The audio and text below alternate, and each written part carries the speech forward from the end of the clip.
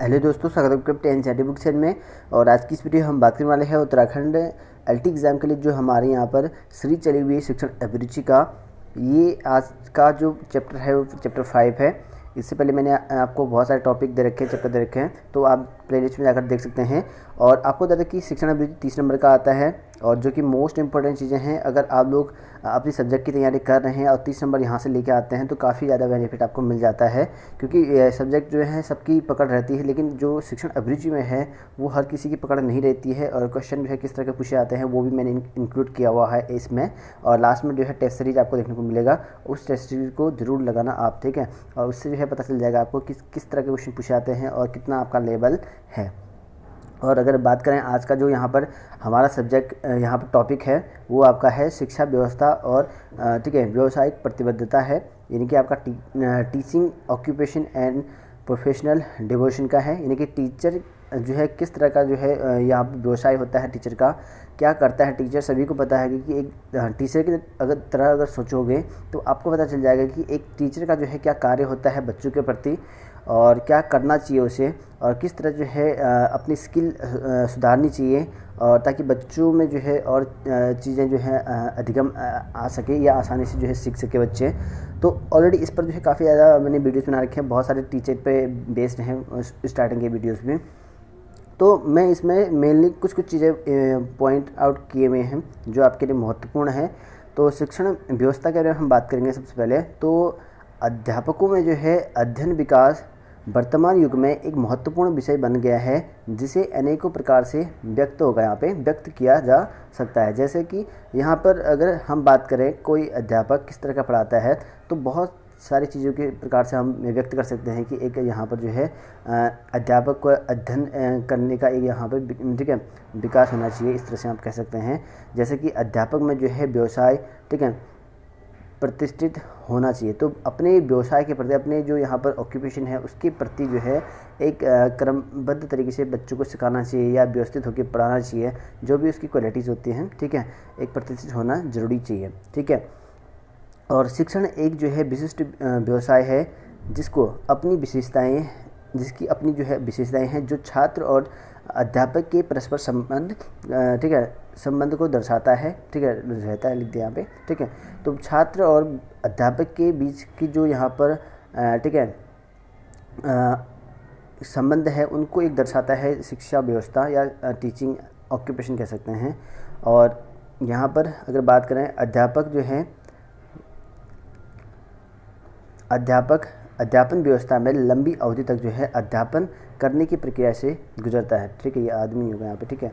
और अध्यापक समाज की नई पीढ़ी को जो है समाज के आदर्शों और मूल्यों के अनुसार जो है आकृति देता है, यानी कि जो नई पीढ़ी है उसको एक नई दिशा देता है, नई मूल्य ठीक है वैल्यूज देते हैं, या उसको जो है एक नया आकार दे सकते हैं। इस तरह से आप कह सकते हैं जो क्या करता है सिर्फ टीचर ही कर सकता है और कोई नहीं।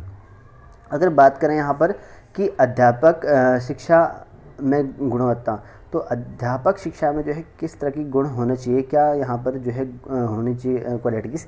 तो छात्रों की अधिगम की समस्याओं का निदान करना, तो छात्रों में जितनी भी लर्निंग ठीक है वाले जो प्रॉब्लम्स हैं उनका जो है सॉल्यूशन करना टीचर का एक परम कर्तव्य है।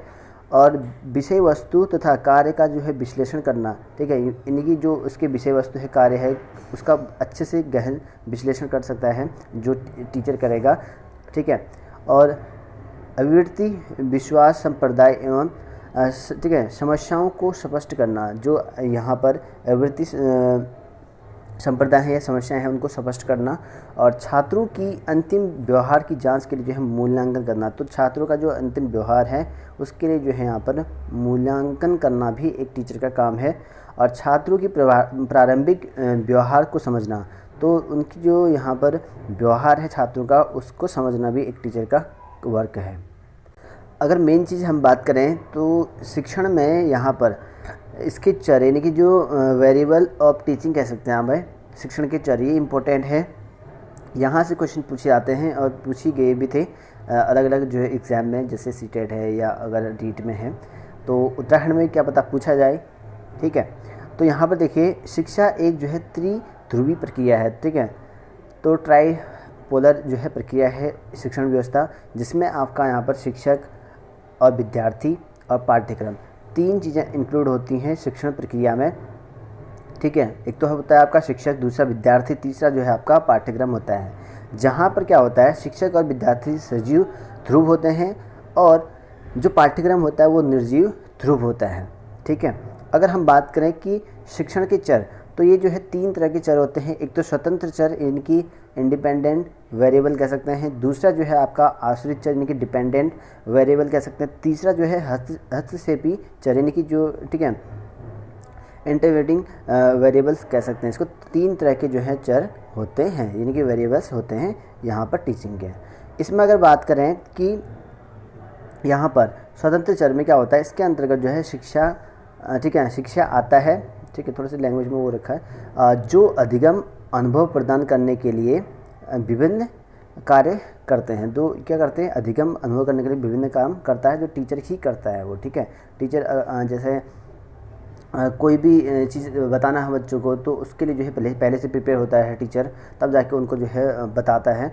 तो हर एक काम जो है, जितनी भी शिक्षण व्यवस्थाएं होती है, टीचर पर डिपेंड करता है सबसे पहले तो। उसके बाद जो है जो ग्रहण करता है उस पर बाद में डिपेंड करता है। ठीक है, उसके बाद अगर बात करें यहाँ पर कि आश्रित चर, ठीक है, डिपेंडेंट वेरिएबल, इसके अंतर्गत जो है छात्र आते हैं, क्योंकि शिक्षण प्रक्रिया में नियोजन व्यवस्था व प्रस्तुतिकरण के अनुसार कार्य करना पड़ता है। तो यहाँ पर छात्र आते हैं जो कि शिक्षण प्रक्रिया में नियोजन व्यवस्था और प्रस्तुतिकरण के अनुसार जो है यहाँ पर कार्य करना पड़ता है।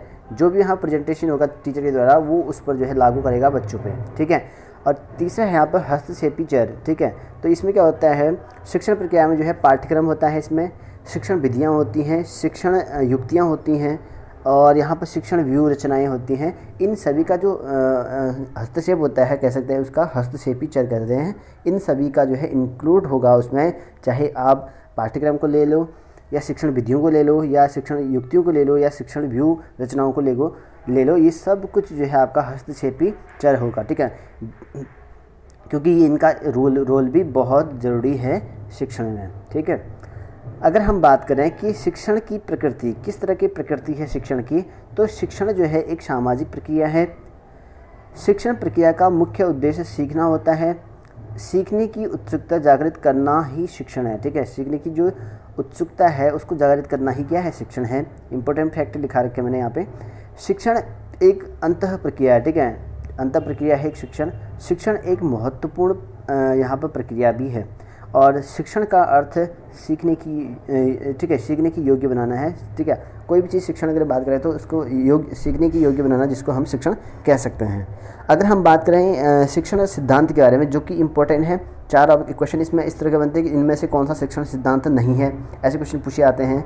ठीक है, 4 ऑप्शन आपके सामने दिए होंगे, उनमें से एक नहीं होगा। तो इस तरह की अगर बात करें शिक्षण सिद्धांत के बारे में, तो इनको नोट करें। प्रेरणा का सिद्धांत, ये आपका शिक्षण सिद्धांत है। क्रिया का सिद्धांत है, रुचि का सिद्धांत है, विभाजन का सिद्धांत है, चयन का सिद्धांत है, और आवृत्ति का सिद्धांत है। 2-4 और हैं। ठीक है, बुक में आपको बहुत सारे मिल जाएंगे। तो ये मेन है जो शिक्षण के सिद्धांत यहाँ पर हैं। अगर हम बात करें इंपॉर्टेंट टेस्ट सीरीज के बारे में, तो अगर पहले क्वेश्चन की हम बात करें तो इसमें है कि व्यवहार तकनीकी आधारित है। तो व्यवहार तकनीकी किस पर आधारित है, तो ये है आपका मनोविज्ञान पर आधारित है। तो ए ऑप्शन आपका राइट आंसर यहाँ पर हो जाएगा। लास्ट में कमेंट करके बताना मुझे कि कितने आपके नंबर यहाँ पर आ रहे हैं। और दूसरा क्वेश्चन है कि शिक्षण चर कितने प्रकार के होते हैं। तो शिक्षण जो यहाँ पर वेरिएशन होते हैं, ठीक है, वेरिएबल होते हैं आपके, कितने तरह के होते हैं, तो ये आपके होते हैं 3 तरह के। अगला क्वेश्चन है कि शिक्षण प्रक्रिया है, तो शिक्षण प्रक्रिया जो है क्या है यहाँ पे, एक ध्रुवी है, द्विध्रुवी, त्रिध्रुवी, इनमें से कोई नहीं। तो क्या है आपका, ट्राइपोलर है। तो ये क्वेश्चन बहुत बार पूछा गया है, इंपॉर्टेंट है।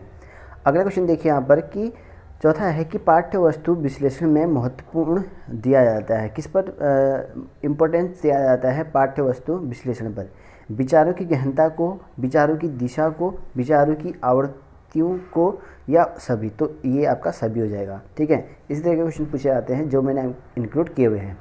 नेक्स्ट है कि बालक के सामाजिकरण में कौन से तत्व बाधक हैं। तो बालक का जो सामाजिकरण, उसमें कौन से तत्व बाधक हैं, माता पिता का प्यार ना हो पाना, माता पिता की, ठीक है, पक्षतापूर्ण व्यवहार, ठीक है, व्यवहार होगा यहाँ पे, तो मिस राइटिंग और रखी यहाँ पे, अनुचित दंड, और सभी, ठीक है।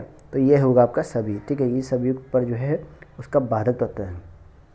अगला है कि सीखना एक सार्वभौमिक प्रक्रिया है। तो सीखना क्या है? एक सार्वभौमिक प्रक्रिया है, समस्त प्राणियों में पाया जाता है, समय के साथ धीरे धीरे कम हो जाता है, अध्यापक से जो है बालक तक आता है कोई नहीं। तो ये होगा आपका समस्त प्राणियों में पाया जाता है सीखने की प्रक्रिया, तो ये ऑप्शन होगा। अगला है यहाँ पर कि आपको शिक्षण, ठीक है, आपको जो है शिक्षक प्रशिक्षण से क्या लाभ होता है होगा यहाँ पे, ठीक है।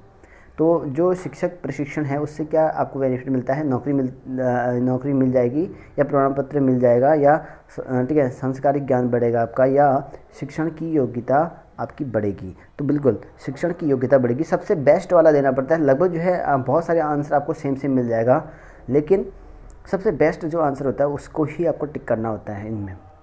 अगला क्वेश्चन है कि शिक्षण का पहला चरण है। तो पहला चरण क्या है? पहले से योजना बनाना, पाठ्य सामग्री को संगठित करना, विद्यार्थी की बैकग्राउंड को जानना, इनमें से कोई नहीं। तो पहले से जो है योजना बनाना, ठीक है, यानी कि आपका जो है प्लानिंग बनाते हो पढ़ाने के इससे पहले, तो वो होना ज़रूरी है शिक्षक में। कोई भी चीज़ पढ़ाते हो तो प्लानिंग ज़रूरी है उस चीज़ के लिए।